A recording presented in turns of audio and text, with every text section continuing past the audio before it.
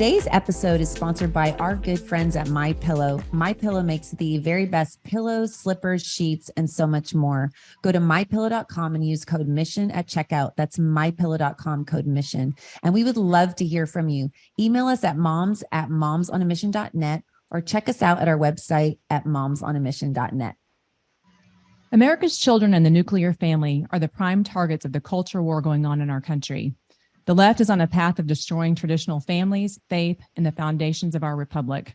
Our guest today is a columnist for Fox News and has written for the New York Times, New York Post, Newsweek, and more. She is the co-author of a national best-selling book titled Stolen Youth: How Radicals Are Erasing Innocence and Indoctrinating a Generation. Please welcome to the show, Bethany Mandel. Hi, Bethany. Hi, thank you so much for having me. Thank you so much for joining us today, Bethany. So tell us who you are and what you do. Yeah, absolutely. So I am a sort of political cultural writer. I started doing this about 10 years ago when my first was born. And I've, in the last 10 years, had 6 children in total. But I write about sort of cultural and political issues from my perspective as a conservative mother. But before COVID, I didn't really write too much about parenting and sort of these sort of topics.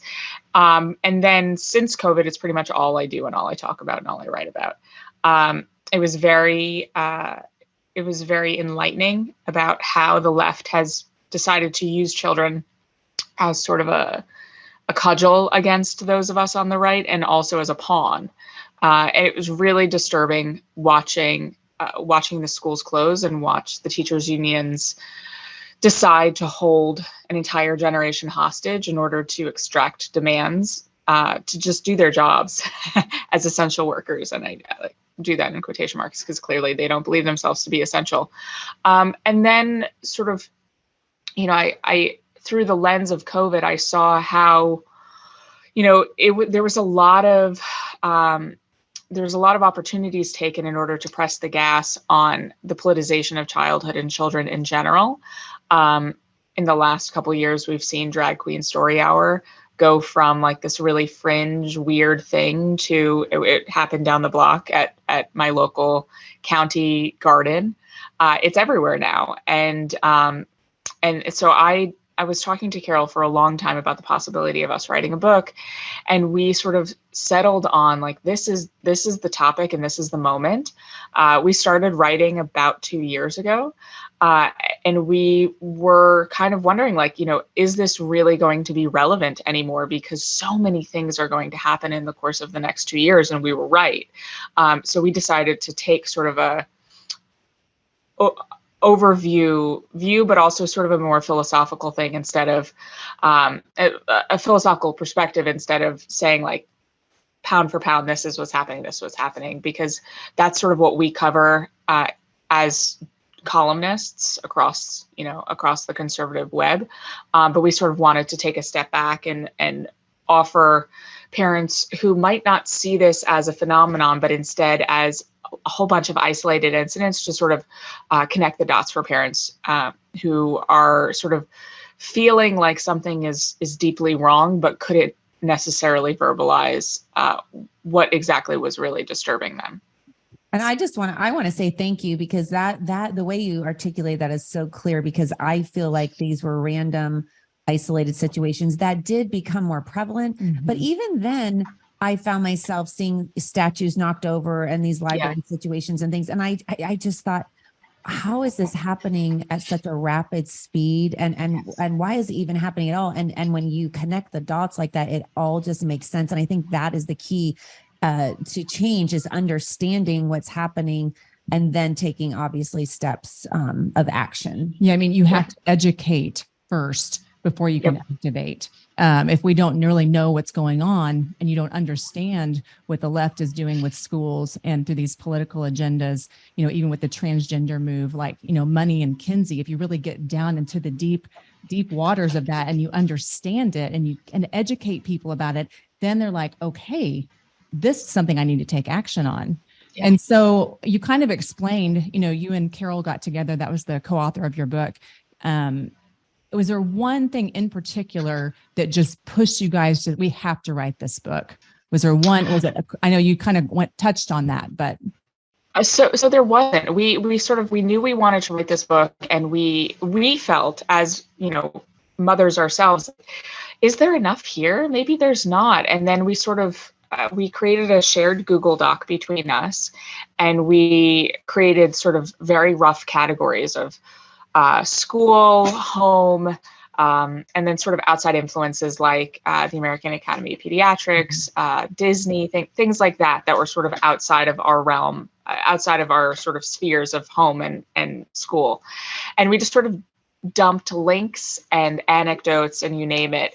And within a week, we had a conversation, and then we had a conversation with our agent, and it went from, is there really enough here for a book? Because we're columnists, we're very good at 800 words. So writing a book was very daunting. But it went very quickly in the span of 1 week from, is there enough for a book, to how do we fit all of this in a book? How is it possible to distill all of this in just one book? And I mean, the answer is there's more than one book here. There's a book in just the school stuff. There's a book in just the media stuff with Disney. Like, there's a lot to unpack, and we sort of wanted to give an overview for parents who don't want to necessarily sit down and read like either a book just on Disney, which I think would be fascinating, or parents who are not academically minded enough to sit down and read James Lindsay's cynical theories. Like, we wanted a book that any parent could sit down with on the beach and, power through and really have an idea of, okay, this is the situation, and this is how I can try to protect my child. Because at the end of the day, there's a lot that we can do, but only if we know the enemy in front of us. And what we can do really depends on each individual family and everyone's situation. And that was something that we thought also was powerful about the fact that we decided to write this together, because my co-author and I, Carol, we take very different paths to sort of how do we face this down as a family. And I'm happy to get into that more, but I don't want to like jump the gun. Well, yeah, go ahead. I find that to be very fascinating. So we don't have any questions about that. So I don't mind telling our audience. About absolutely. So Carol is a mother of 3. She sends her kids to a combination of public and private school. She was living in Brooklyn, and they all went to public school. And then over COVID, she decided, like, we have to decamp, and we have to move to Florida, where you guys can have a normal school experience, because childhood is short and you don't get a redo. And so she moved her family to Florida, and some of her children go to public, some of her children go to private. And her kids are very much like in the world. They have cell phones, they watch all the latest movies, they know more about what's going on like TikTok trends than I do. And my kids are very opposite. I have 6 children, all of whom are homeschooled. Like, how do you homeschool a 2-year-old? Like, you don't. But I have 3 older children who are of school age, who are basically home with me. We do like a very rough 12-hour a week preschool program with 2 of them, just so they can sort of get out of the house a little bit, so we can have like math time without little hands digging through our manipulatives. But for the most part, everyone is homeschooled. And my kid's favorite actor is Robin Williams. And my daughter's reading A Little Princess right now, which is probably 100 years old. We're working our way through A Secret Garden, is also 100 years old. Yes. And we're also working our way through Tom Sawyer, which is, again, over 100 years old. So that is the aesthetic in my home, is very old. Because none of these things really existed before we were born. And some of them have just flat out been removed, and it's hard to access some of them now intentionally. I'm all for more 1880s Laura Ingalls type education. Love it. You can find if she's been canceled as well. Yes, so right. Yeah. Well, many moms are very familiar with Scholastic Books and their book fairs hosted at schools. How far has the woke agenda infiltrated this company, which you state is one of the largest publishing houses for children's literature? Yeah, it is the largest. So another side project I have, I edit a children's book series called Heroes of Liberty. And so I was doing research into Scholastic, both for Heroes of Liberty and for my book at the same time. And it's really disturbing. If you just go on their website, scholastic.com, they have a whole section that's just LGBT. If you want to talk about sort of how fast this has come on, this sort of phenomenon, the American Library Association has a list of the top 10 books is in super quotation marks, because it's just books that people have gone up to the librarian and said, I take issue with this being on the shelves of the public library. And 10 years ago, in 2023, the top book on that list was Captain Underpants by Dave Pilkey. Own it. Not by choice. My children love it. I don't love same. it, but yeah, my son has a bunch of them still. You pick your battles, and do I love it? No, but whatever. Now the top book is like alternating between Genderqueer, which is a graphic novel with graphic depictions of, I try to keep my conversations kid friendly, but very graphic descriptions and visualizations of things that you don't think that children should have access to.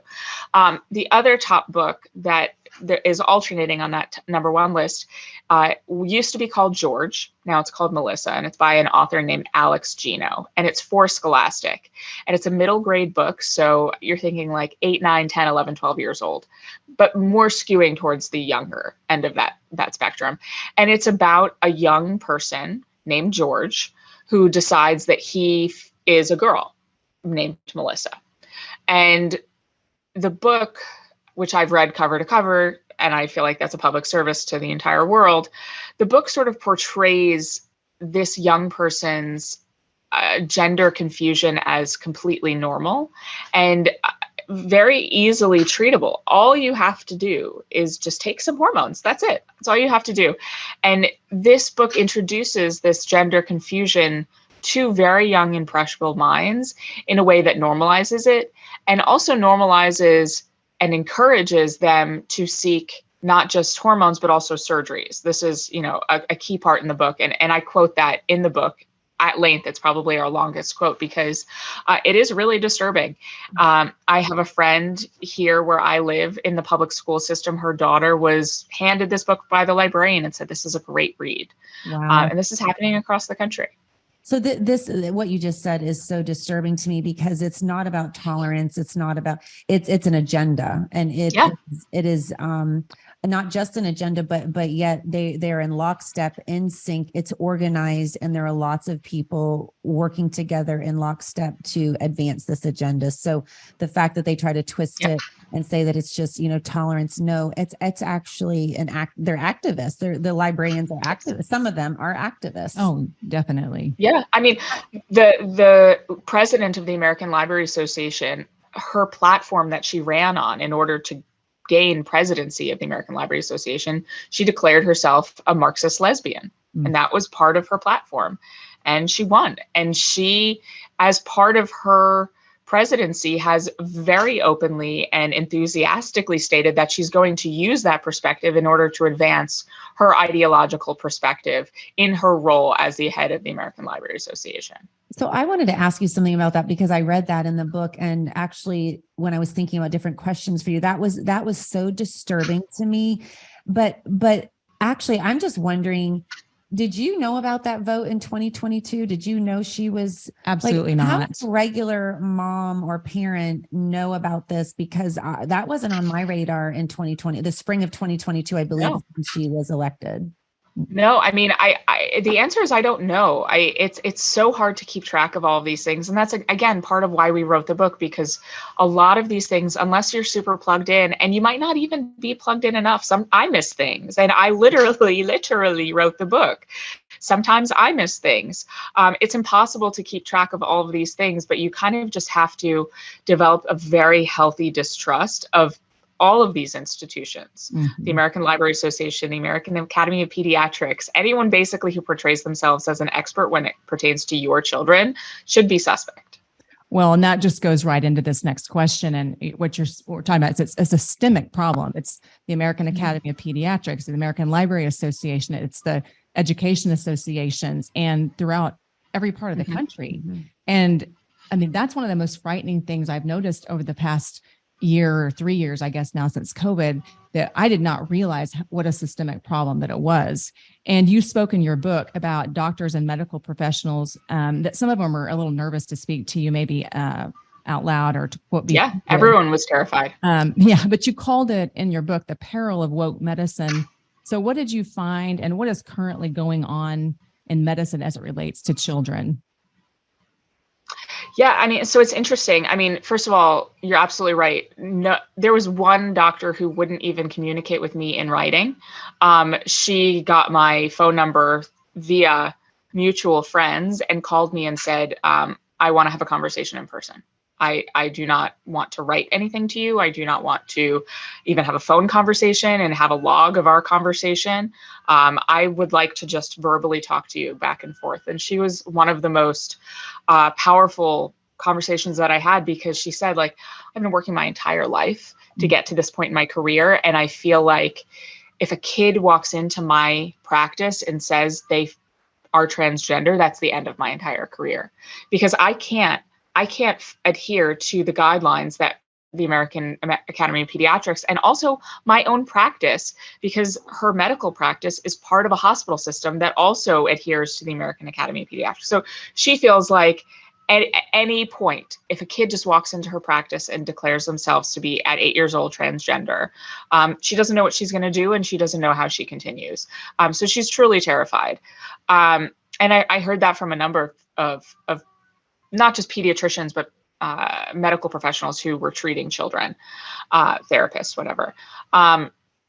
But it's really one of the more terrifying parts of the book, because in a lot of ways, families like mine can shield ourselves. We can not watch the movies. We cannot send our kids to school. We can carefully curate the books and the movies that they're watching, but we have to go to the pediatrician. And the quality of education that our pediatrician is receiving in order to then use that expertise to care for our children is greatly impacted by this ideology. And it starts from applications. A med school, the spouse of a med school applicant sent me the questions that his husband had to answer in order to even gain admission to medical school. And like, you have to jump through those hoops in order to get in. And once you prove that you can jump through those hoops, then part of your education in medical school is then ensuring that you can parrot back all of the DEI talking points.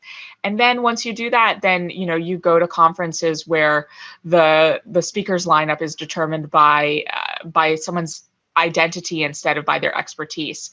And so the result at the end of that entire education of years and years and years is people who are not necessarily chosen because they are the best equipped to provide medical care, but instead people who are best equipped to jump through all of these DEI hoops. And that to me was probably the scariest chapter to write as a mother who, you want to trust your doctors, but at the end of it, you're left wondering if you can. Yeah, terrifying for sure. And what you said, identity over expertise, that has to stop. I mean, not only in the medical community, which is that's of utmost importance to our health. If we don't have our health, we have nothing. But the same thing with our military. Yep. I have a son that's terrifying too. Who's a pilot, and I want the best person that has the most expertise flying airplanes, as well as taking care of my body. Mm-hmm. So I really thank you for enlightening us with that information. Well, yeah, no, absolutely. And there's again, like this sort of infection of woke ideology into all of our institutions. It's been written about by a lot of people. James Hassan wrote an amazing book about it from the military perspective that I would recommend as well. But ours is the only book that has really focused on the impact on early childhood. But I mean, again, we came to the realization that a million books could be written about all of these things. Do y'all have plans to write any more books? Like you mentioned Disney and some other things. Yeah. So I don't know if I'll ever get my co-author to agree to write another book again. Yeah, right? I hope to, but it's hard. Yeah. Especially with very children. Hard. You have a full-time job, yes. Several of them. Yes, I do. And you can hear one of them just woke up from his nap. So, I think that's awesome. I mean, you do have literally hands-on experience with all of this. Yes. Yes. And I think that's a strength, honestly, that, I'm in the trenches along with all of my readers. Yeah, I think it's great.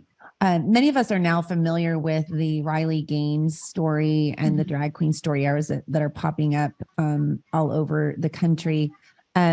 So are you arguing also that, I know we talked about the story hour, but that there's an agenda and they're trying to groom them, like, you know, Riley Gaines has spoken out about, I mean, the agenda to cancel women. I mean, do you feel like it's an agenda that they are orchestrating and implementing to take over and assault the hearts and minds of our children and women for that matter? Yeah, I mean, attributing the best of possible motives, which I don't necessarily, but let's like pretend in a magical world at which I am attributing the absolute best of motives. They are not trying to groom our children. They are not trying to erase womanhood. Not something I agree with, but let's just pretend. Mm-hmm. The result of all of these things is grooming by default. And so when you take Riley Gaines, for example, in her locker room, she is taught to ignore and silence the internal alarm system that is telling her that she is in physical danger. Whether she is or not, she is being groomed to silence that internal alarm.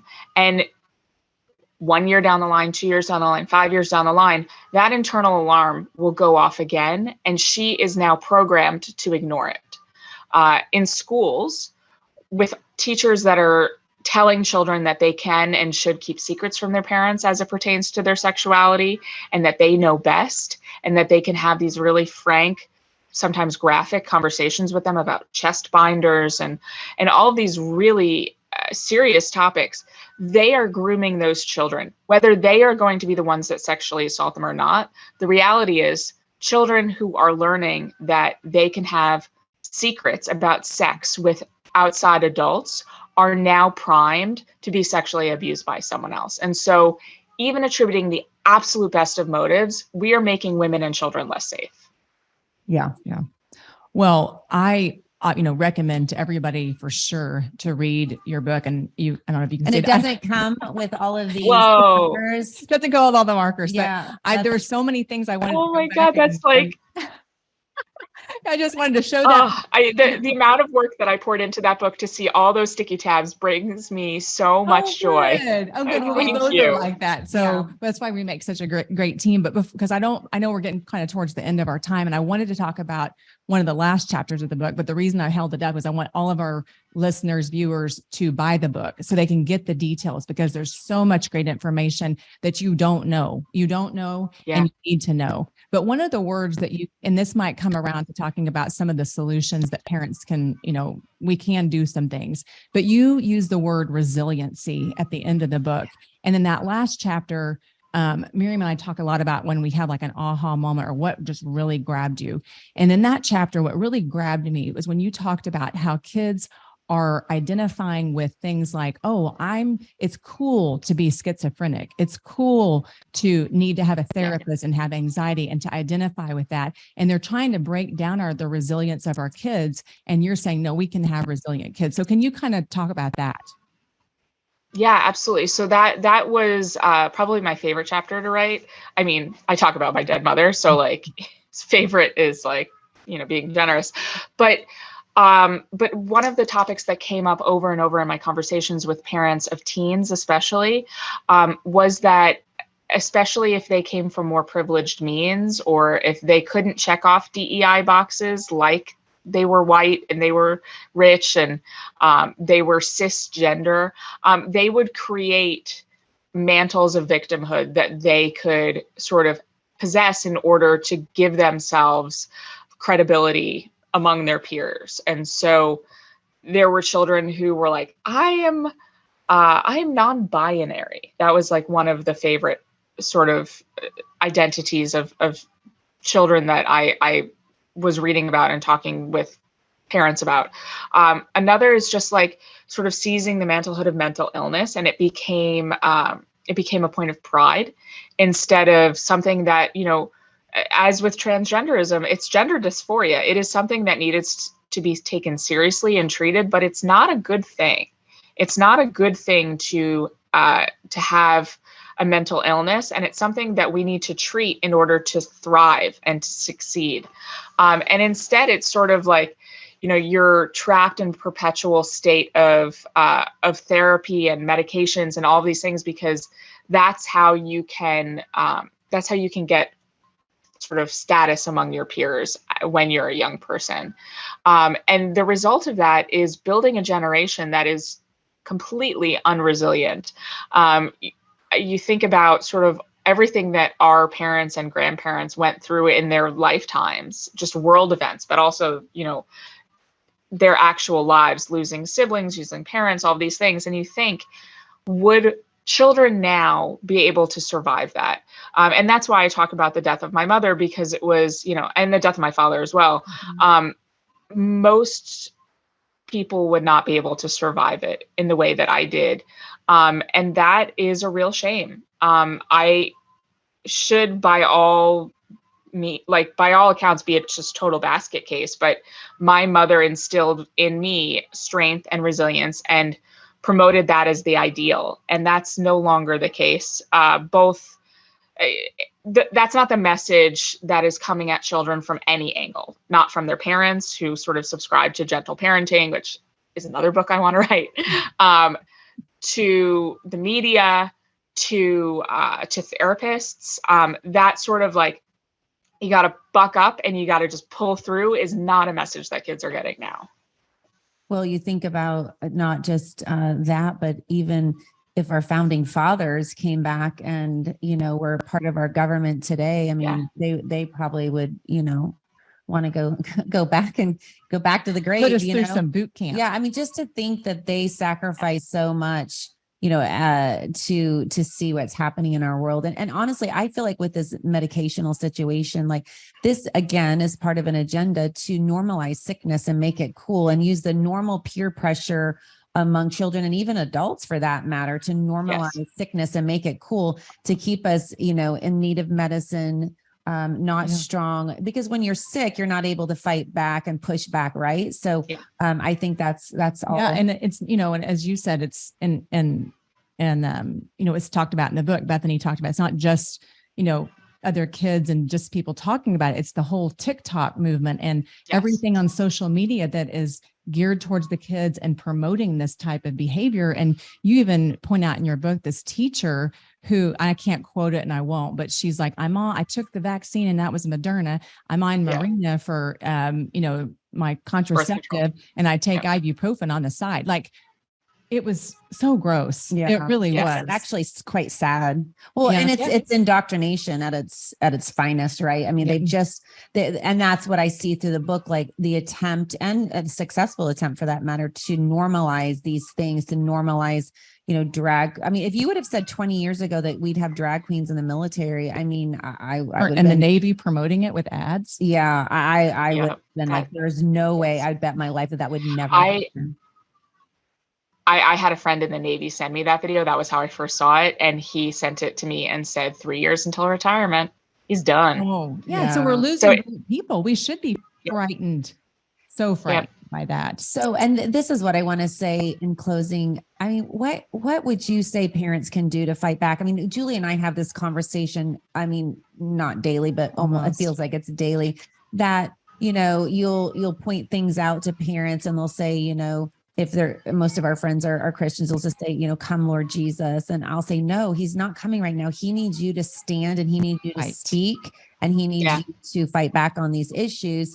And I think people are like, well, it's just not my personality. And and I'm like, well, I don't know that it was, George Washington's personality to, lead, maybe it was a leader, but I don't think he wanted to go across, frozen water in the middle of the night, and half his men, many of his men didn't have shoes and there was like a blood trail on the ice. I mean, I don't think that was just part of his DNA and personality. I think he was probably in his comfort zone, right? So I guess and the TikTok thing and how, our own government is talking about possibly banning it from government devices, but yet it's on so many kids' phones. And I just, I guess my mind, I just don't understand how, so I just wondered if you had any tips on things that parents could do. Yeah.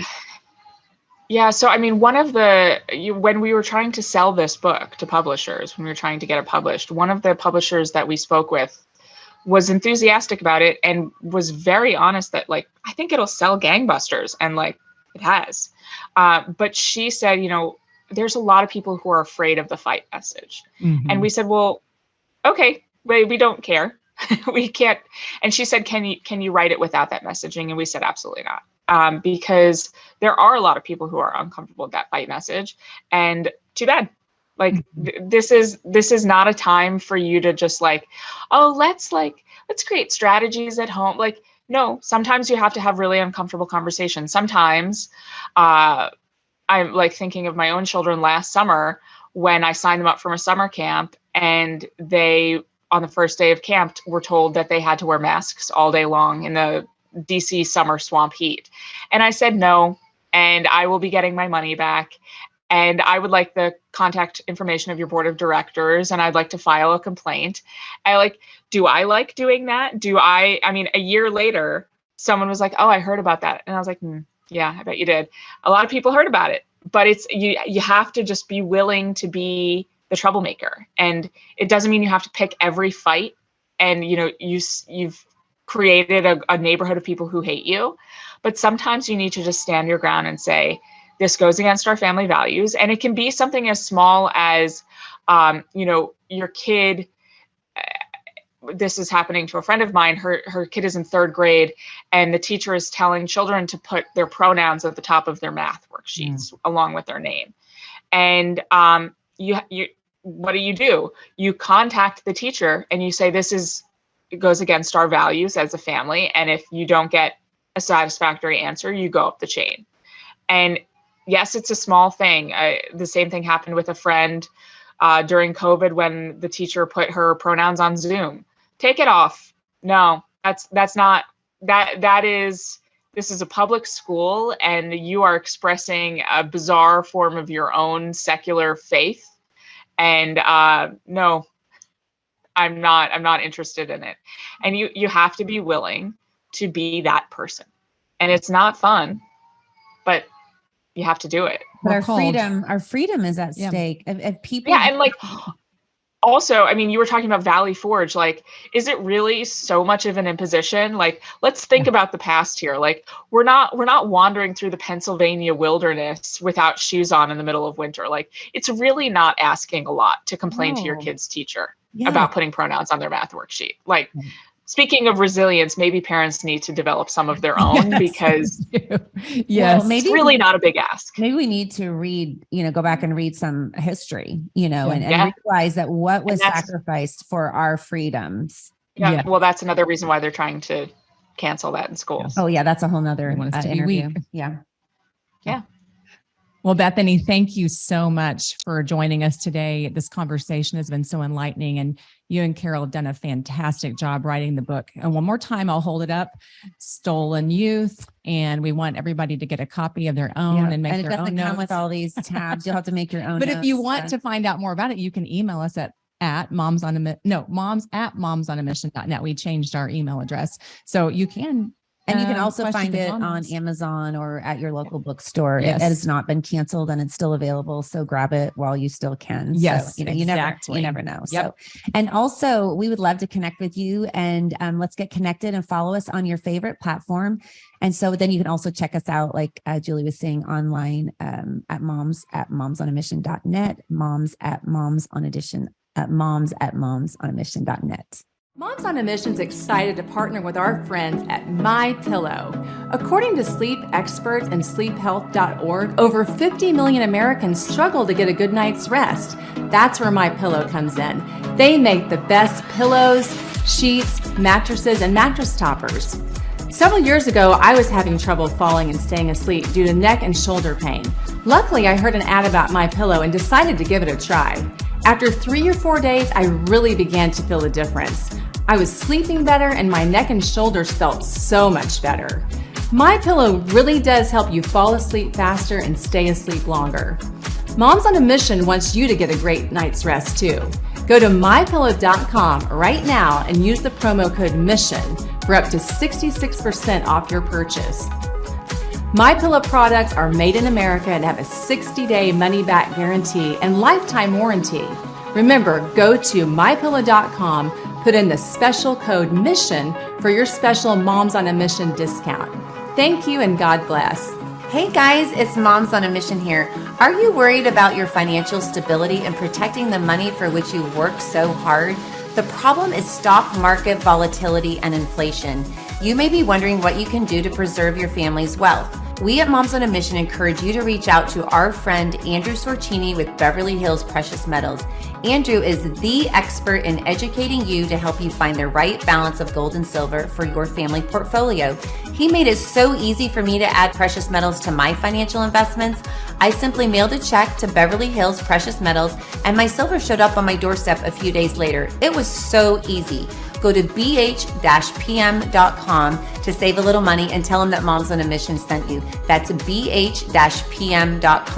Don't wait. Protect your wealth today by going to bh-pm.com and tell them that Moms on a Mission sent you. Hi everybody, it's Moms on a Mission here. Recent research from the CDC says that millions of Americans develop parasitic infections and symptoms often go unnoticed or are misdiagnosed. Parasites are the cause of many health problems, such as anxiety, depression, chronic pain, fatigue, and unexplained digestive issues. We all need a common sense strategy to improve our health. We at Moms on a Mission encourage you to reach out to our good friend, Dr. Jason Dean. Dr. Dean's Full Moon Protocol provides all-natural detoxification and fights inflammation. These supplements are made with 100% organic ingredients and are proven to kill parasites safely and effectively. To order your Full Moon Protocol, go to bravetv.store/mission to save $20 off your first order. That's bravetv.store/mission. Order Full Moon Protocol and start killing those foreign invaders that have been keeping you sick. That's bravetv.store/mission to receive $20 off your first order.